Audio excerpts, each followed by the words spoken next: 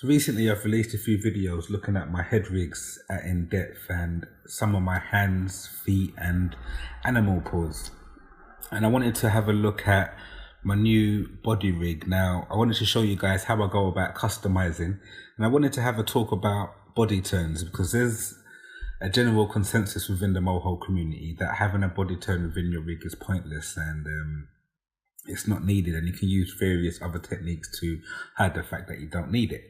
So there's me on the other side who thinks the opposite, and I think having a body turn is quite vital, and it provides a lot more advantages than some people might think. Now, since I've released my videos, I have received quite a few emails, and they're mostly positive, and people are quite impressed by what I've done, and they think my rigs look quite 3D, and they're quite impressed with all the other little bits that I add to it, like with the perspective bones and the 2.5D stuff, which I like to call it. And on the other hand, I get a few emails from people who seem to think that having a rig like this is a waste of time, and it's gonna cause a whole load of conflicts and distortions within your rig if you have it, and it's better off to have four to five separate rigs. Now, my main drive for building a rig like this is to avoid the need to have 4 or 5 separate rigs. To me, it's counterproductive, and it's quite a drain on resources, especially when you've got quite a complex rig, or you've got a complex set of rigs, and each of them could be up to 1 or 2 megabits big. And if you've got 4 of them, say within a switch layer, that could mean one character could be up to 8 megabits. If you put 2 of those characters on screen, that's quickly 16 megabits, and it can quickly slow down the computer. So I wanted to design a rig which can kind of basically remove that need and have a rig that does everything.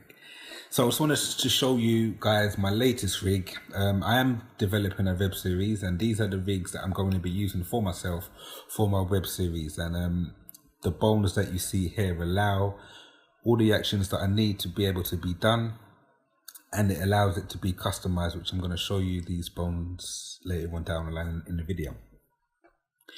So really, I want to talk about body turn mainly, and I want to kind of like debunk some of the myths and conceptions that if you have a body turn, you have to be quite careful because you're going to get lots of distortions and you can't put your character in certain positions, and yeah, all of that sort of stuff. So let's take a look at, first things first, our body turn. Now, as I said, you've seen a lot of these bones on previous rigs, so I'm not going to run into them too much, but the body turn bone, I'm going to just quickly look at our rig. Now, in order for me to have a rig like this, everything has to be animated.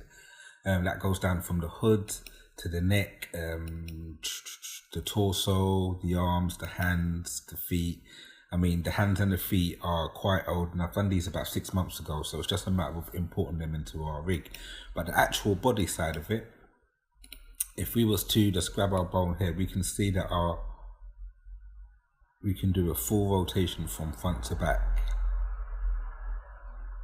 And if you look at our hood goes all the way down and follows the wrong bone. Follows our body all the way around. Now, I have got a head on our rig, and I can pull it on, and you can see our head is within our hood. This hood is made for a character without the hat, so I can actually go in and remove his hat so the hood fits better. And as you can see, everything is bound to our character quite neatly. If I was to use again our body turn bone, you can see that it follows the character's head round, and it all fits within its proper rotation. And they're all bound, so if you look at our rig, there are no like moving gaps or empty spaces which cause disconnects within our rig. So everything is bound properly throughout the rig, no matter which angle that I put our body in, which you will see. But this is the front view. So as you can see here, we've got a binding at the hip to allow it to do that, and there's no breakages there. Again, we're allowed to do a motion on our chest bone. So if we look at our bones, you've got a head, a neck and a chest And then we've got two arms coming off of our chest, and we've got a torso bone, which again allows it to bend here, and then we've got a hip bone, which again allows it to only bend at the hip. And then we've got just our leg bones, which are on targets. And then here we have a control bone. And the reason why it's all off sync is because it's not quite straight. But if I was to use this bone and bend like this, you can see all of the lines and everything is how I want it to be.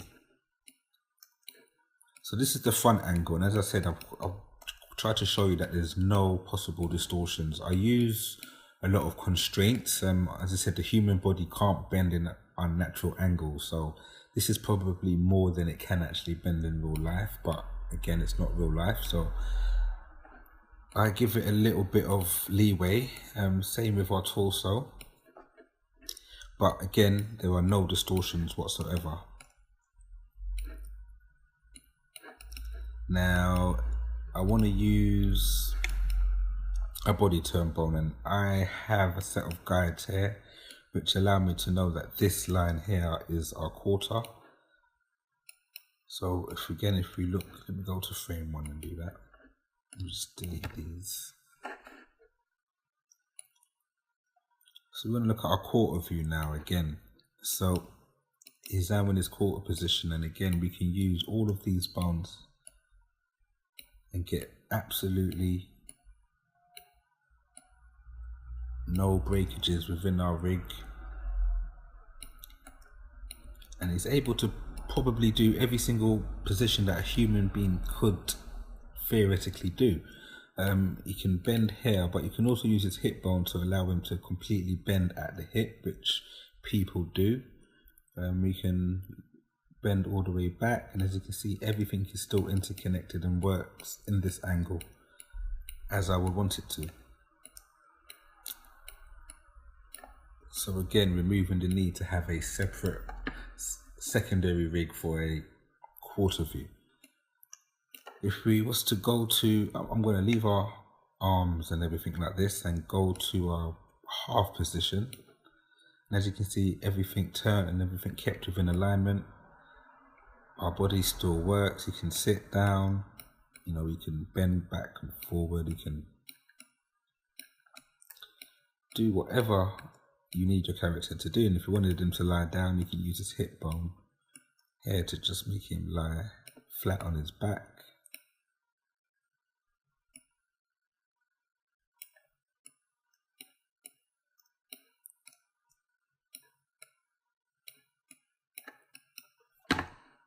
Now, so there's not much you can't do in this angle that is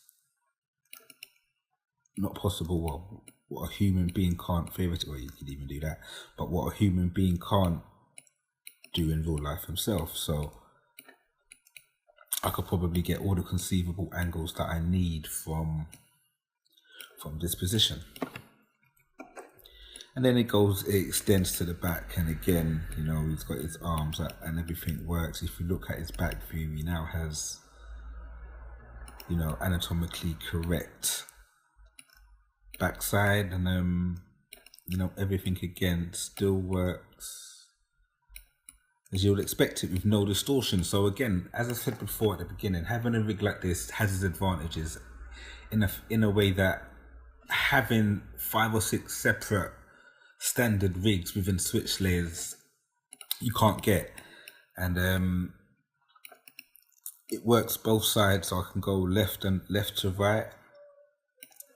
You know, this side I haven't activated the feet, so if we look on our left side, I've made sure that everything turns properly. That's like you guys can see that if you was to use all of our bones in conjunction, we will be able to see what that looks like. But on this side, I haven't used these bones here, which I use for the feet, to turn it around just so that it looks like this.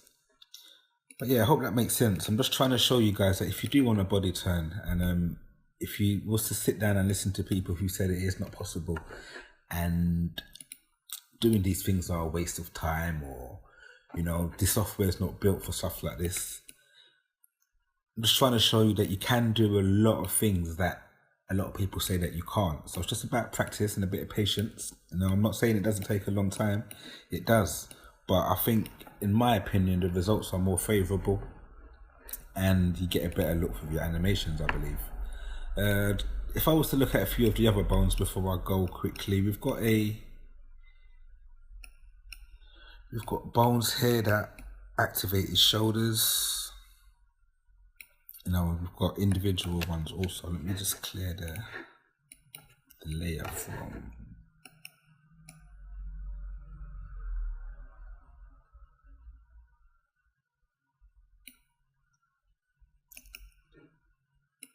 Okay, so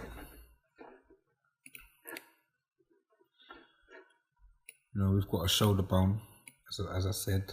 It brings our shoulders up and down. We've got individual ones, so we can just bring the left one up or the right one up, however you see fit. We've got a bone here for the hood, so this just puts the hood on. And as I said before, the hood also works. And the other side does the hood, but it just does it in more of a animated fashion, so it actually comes on. And you can animate the hand so it looks like the hood is actually coming on the head. So this is what I mean by having stuff like this and not even a switch layer. You can get a lot of different effects if you just take your time doing those little extra things. So that's as much as the body turn I can show you. But I still wanted to show you that it is possible to have a body turn without any problems. Now I'm going to move on to another bone. We have a bone here which I call our body bone. And if I just put our hood back on, if I use what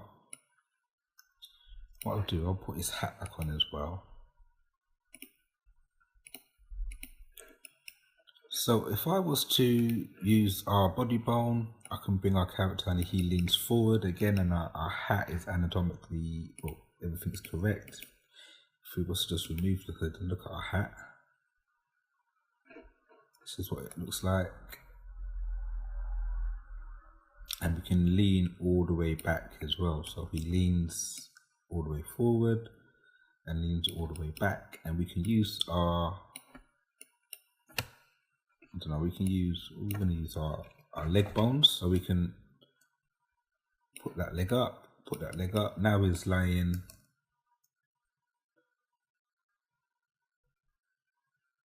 what should we do with these hands? So we can lie like that.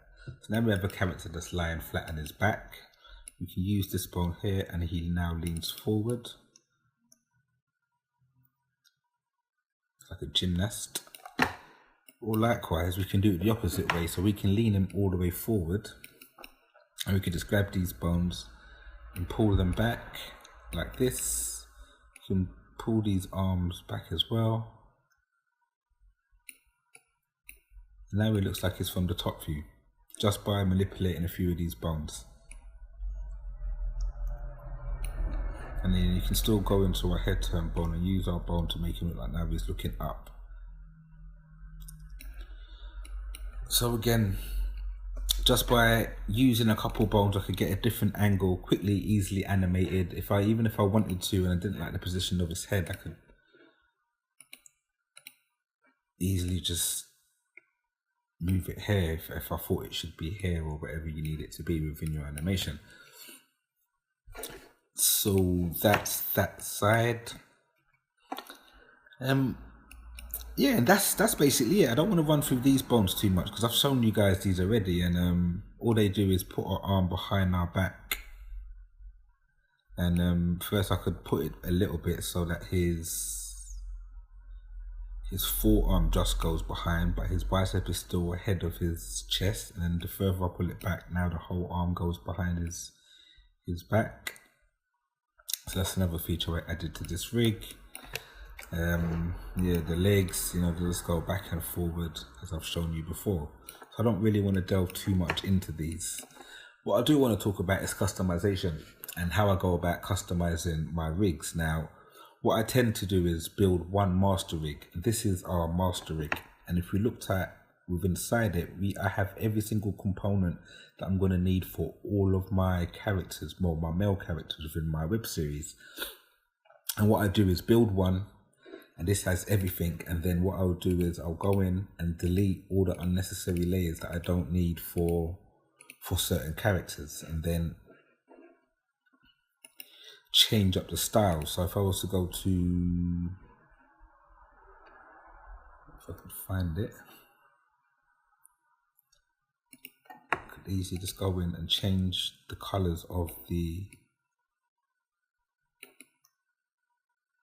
our character, change the color of his tracksuit. And I have these all of these layers, and if we looked at our torso, I have different torsos that for different characters. So this one it's open. So if I was to remove the main one, you can see now it's open, and he has a t-shirt underneath exposing, so I'll just delete the ones that I don't need and keep the ones that I do, and I can get a different look. So if I wanted to, for instance, just have him wearing a t-shirt, I could remove his hood. I could remove, what don't I need? He's got a t-shirt on here. If I was to go to his arms, I can quickly, I could remove that arm and easily remove it. The other arm gone. Remove this one. Then I'll change the color of the style to match the t-shirt, and now he's wearing a t-shirt. And because everything was rigged correctly in the first place, everything is still going to work exactly how I wanted to.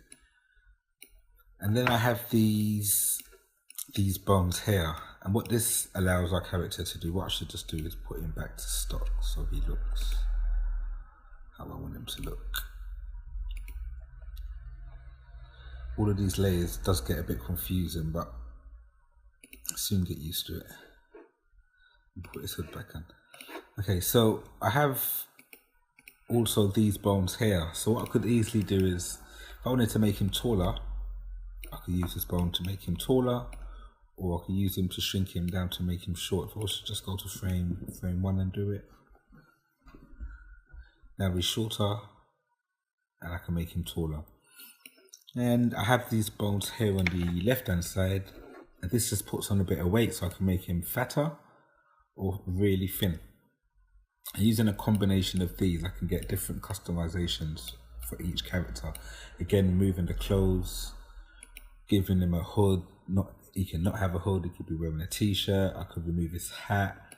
In the head, I have different faces, so I have a goatee or a beards and moustaches. Again, I could just remove the hat.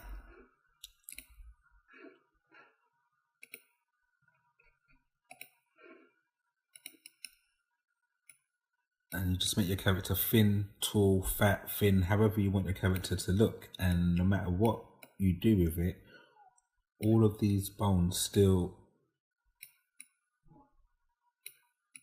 work how you would expect them to, just how you would want them to. Even our body turn, if I was to make him really thin and really tall and still use our body turn bone, no, that wasn't meant to happen. Let's just get rid of this one as well.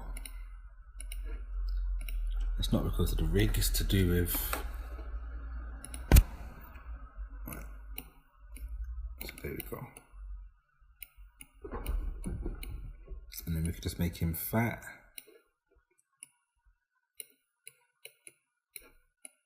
Really short. I'll change the head, change the skin color, and I get a variety of different looking rigs for each character that I have. And I also have a female version as well. But I just wanted to show you guys. So another version is this one here. So again, this is the same character, the same rig with just different, what's happened there? with a different coat on, but it's exactly the same rig and it's got the exact same functionality as the first one. So then I can make him fat, make him really short, or maybe make him really thin.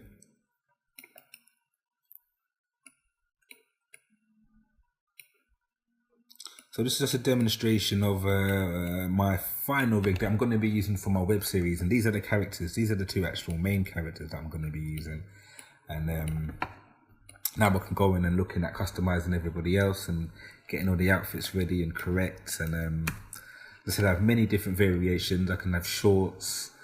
I mean, as I said, if I was to show you his legs, he is a full rig. Now the rig that I showed you guys how to build on my YouTube channel, this is practically the same rig, just with clothes added.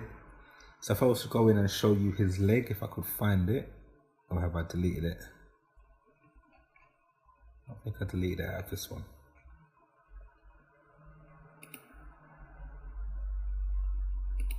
Alright, there we go.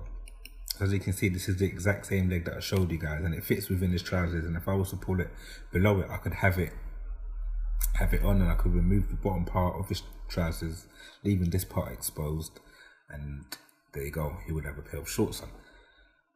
So again, this rig's easily customizable because everything was correctly done at the beginning. Everything fits nice and perfect, and everything works exactly how I would expect it. So this is just for everybody who seems to think that you can't actually do this, and it is very difficult to do. I wouldn't say it's difficult, I would say it's time consuming, but I do think the benefits way outweigh the negatives. So guys, I hope you enjoyed it, and yeah, I would say if you want it, make sure you guys try and learn how to do a rig like this for yourselves.